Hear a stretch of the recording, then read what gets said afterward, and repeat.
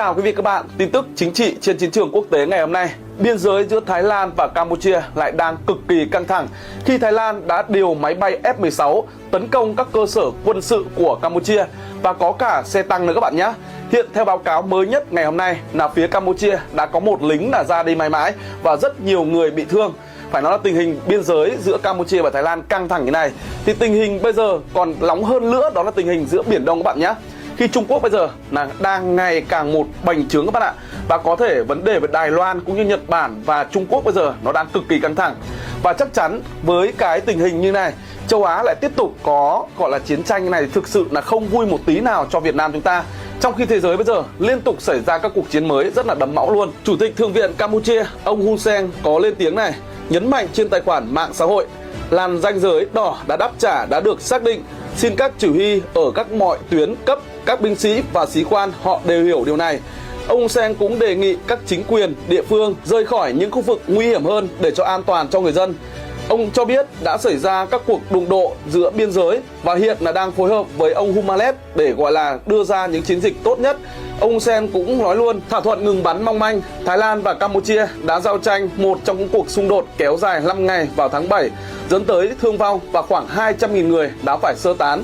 Một lệnh ngừng bắn ban đầu giữa hai bên đã được đồng ý vào ngày 28 tháng 7 sau khi Tổng thống Mỹ Donald Trump kêu gọi ngừng bắn giữa hai bên. Thái Lan và Campuchia đã ký vào một tuyên bố thỏa thuận ngừng bắn tại Kuala Lumpur vào tháng 10. Một buổi lễ có sự chứng kiến của Tổng thống Trump và Thủ tướng của Malaysia. Tuy nhiên, chỉ chưa đầy 2 tuần sau khi ký thỏa thuận, Thái Lan và Campuchia lại tiếp tục rạn nứt. Thái Lan cho biết họ đã tạm dừng các chiến dịch và các thỏa thuận sau khi là có một cái vụ nổ mìn giữa biên giới mà làm bên Thái Lan bị thương. Tuyên bố của quân đội Thái Lan, khoảng 7% dân thường Thái Lan đã được sơ tán khỏi các thị trấn ở biên giới. Một dân thường đã ra đi mãi mãi trong cái cuộc đụng độ gần đây. Campuchia đã cáo buộc các hành động của Thái Lan là vi phạm thỏa thuận hòa bình. Trong một tuyên bố riêng, quân đội Campuchia cáo buộc quân đội Thái Lan đã tiến hành một cuộc tấn công vào lực lượng Campuchia vào khoảng lúc 5 giờ 4 phút sáng ngày 8 tháng 12 theo giờ địa phương. Theo báo Khmer Time dẫn tuyên bố của quân đội Campuchia cáo buộc Thái Lan không kích các mục tiêu tại khu vực An Se của tỉnh Pattaya, sau đó vào đền Ngô Điền Thiêng mà có tên là Mang Thong bằng nhiều xe tăng và tiếp tục khai hỏa vào ngôi đền Pattaya, đền Parenvia. Campuchia cũng chỉ trích các động thái của Thái Lan là vi phạm nghiêm trọng các thỏa thuận hòa bình song phương đã được ký 6 tuần trước. Campuchia nói rằng họ đã tuân thủ nghiêm ngặt các cam kết ngừng bắn, kiềm chế không đáp trả hai bên tấn công. Thực sự mình đã đoán ngay từ trước đó, đã có rất nhiều bài mình lên. Cái cuộc chiến này chắc chắn nó chưa thể dừng được. Bởi vì, tại vì sao lại như vậy? Thứ nhất là biên giới bây giờ đang cực nóng và Campuchia bây giờ để cái tệ nạn đào lửa đấy, nó vẫn hoành hành làm khổ người dân Thái Lan và những cái nước xung quanh, trong đó có Việt Nam. Riêng cái tội phạm này cực kỳ nguy hiểm. Và Thái Lan ngày hôm qua đã không kích vào cái khu vực biên giới mà nơi được đặt những cái tòa nhà mà đào lửa dân của Thái Lan đấy các bạn ạ. Còn thực sự mà nói thì mong các bạn cũng đừng cổ vũ cho chiến tranh, bởi vì Campuchia cực gần với Việt Nam chúng ta. Nếu như bên đó mà có động binh, nội chiến hay có chiến tranh thì Việt Nam chúng ta chắc chắn sẽ bị ảnh hưởng. Và bạo lực đúng không ạ? Chiến tranh thì lúc nào cũng gây đau thương, nhất là cho người dân. Các bạn nghĩ sao về cuộc chiến mới và căng thẳng biên giới giữa Thái Lan và Campuchia?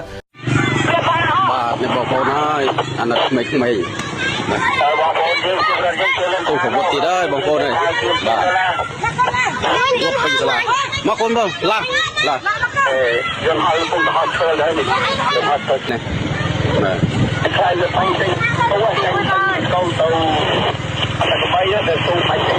Tịch tay con, tịch tay.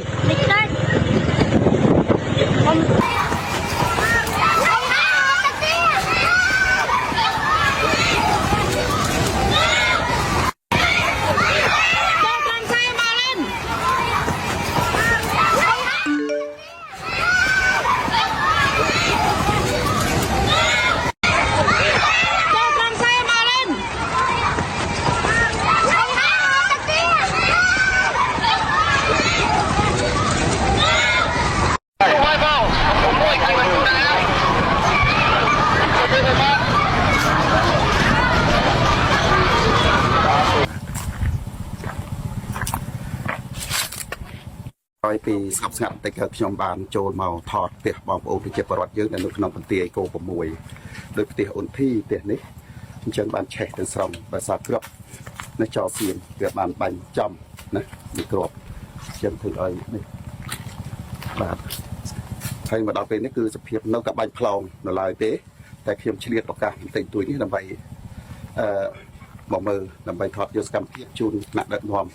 ឲ្យបានជ្រាបបាទនិងសូមអរគុណសូមអរគុណណា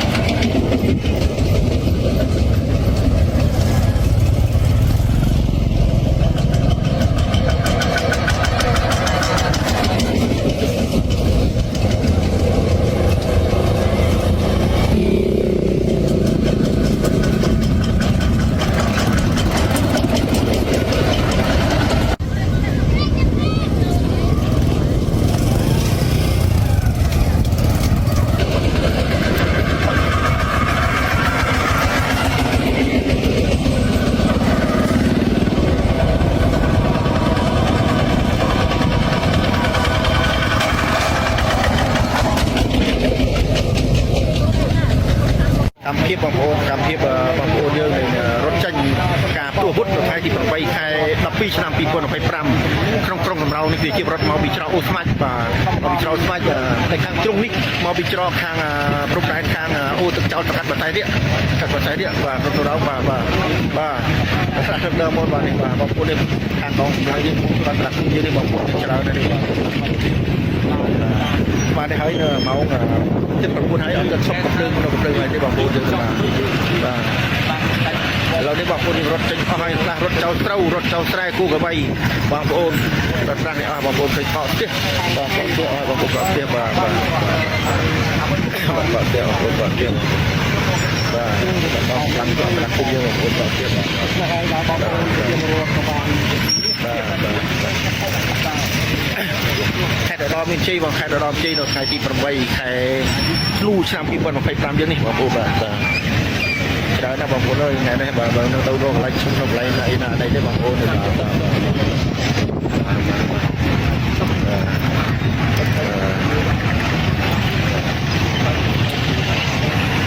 ឡើងទៅលើទីបានវិញដល់ទៅនៅទឹកឈប់ទៀតបាទស្នាឡើងមិនរួចស្នាឡើងរួចចាំឡើងរួចសិននេះស្នាបាទគឺជួយលើកទៅអរគុណចាប់បងបាទនេះស្ដាប់ពីបងប្អូននេះបាទយើងខំលើនេះអរគុណច្បាស់ល្អនេះអរគុណច្រើនបងប្អូនអរគុណច្រើនអរគុណច្រើនបងប្អូនបាទ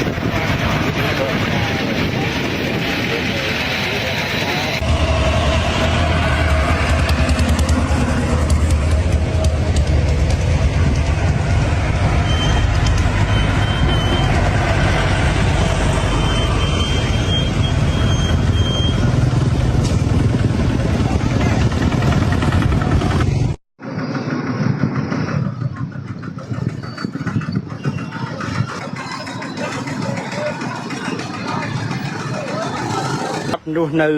ក្នុងជំរំបាទជំរំភាស័កនៅក្នុងស្រុកទី7នេះ អ្នកខ្លះគាត់មានរថយន្តទៅអាចថាជួយដំណើរចេញមកបានលឿនជាងអ្នកដែលប្រើប្រាស់មធ្យោបាយផ្សេងៗអ្នកខ្លះក៏គ្មានសឹងតែគ្មានមធ្យោបាយតែម្ដងមើលលោកយាយមកជាមួយចៅហើយលោកយាយ3អ្នកតាចុះម្ដាយកូនស្រីតាណាព្រឹកនឹងរត់ចេញរួច រត់ចេញរួចទេ ចារត់ចេញរួចបោកពេក ចង់មកដល់ម៉ោងនេះអស់នៅមកអស់គ្នានៅ នៅតែពុកមក អូមិនតាន់មកដល់អស់ទេមកដល់ម៉ោងនេះនៅតែមិនតាន់អស់ទៀតការពីហេតុការព្រឹកមិញលោកយាយអាចជំរាបបានទេថាខាងភៀកគីថៃនឹងវាធ្វើយ៉ាងម៉េចខ្លះបានប្រជាពលរដ្ឋយើងភ័យខ្លាចប្រអល់ឈូឆរមកនោះ រៀបផ្សងមកដាក់គ្រឿងដំណងខ្ញុំមករត់មកនៅកុកមកនេះ ការដែលបាញ់ផ្លោងនោះនៅចន្លោះម៉ោងប្រហែលដែរ ហើយគឺខ្ទង់មក7អីហ្នឹង ម៉ោង7ព្រឹកនៅតំបន់ហត់របស់បងប្អូនប្រជាពលរដ្ឋដែលក្រោយការរំលោភឈ្លានពានរបស់ខាងថៃដែលបន្តវាទីនឹងរុកគួនដល់បងប្អូនប្រជាពលរដ្ឋមកអ្នកមីងជំរាបសួរមីងចេញមកពីណាមកពីសឹកដល់នេះដែរនៅថ្ងៃនេះចេញមកពីនៅភូមិណា នេះភូមិពុមនភូមិរនាមធំ ឮសំឡេងស្នូគ្រាប់យ៉ាងម៉េចបានរងគ្នាផ្អើលភាសឹក ទឿខ្លាំង អញ្ចឹងនៅមិនបានក៏នោះគ្នាមកតែម្ដង សេរួចចាញ់រត់មកនេះ ក៏ចុះក៏ហេតុការណ៍ទូដំបងនោះចូលតាំងត្រង់សេសិនដើម្បីឲ្យអន្តរជាតិនិងពិភពលោកគេបានឃើញអំពីទស្សនវិជ្ជាការជិះចាប់និងការរងគ្រោះរបស់ប្រជាពលរដ្ឋខ្មែរយើងឃើញមកដេកបាទរនុករនីលតាមនេះចងរឹងចងអីធ្វើម៉េចដោះស្រាយឲ្យតែបានទីតាំងកន្លែងសម្រាប់សិនណាបងប្អូនណាបាទ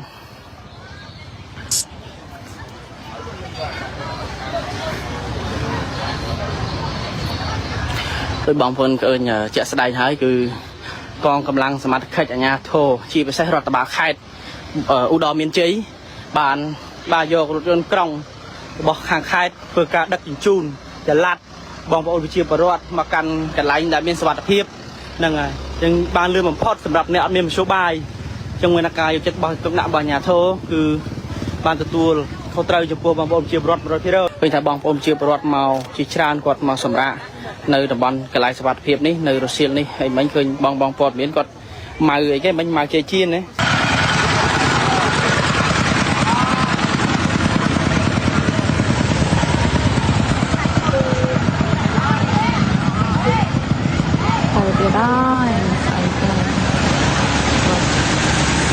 Thousands,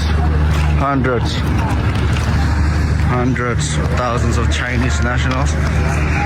wait to cross the Thai side, but are not being allowed to cross to Thai side. That's where they came from.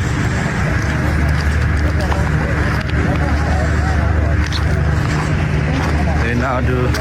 a wait to cross to the Thai side.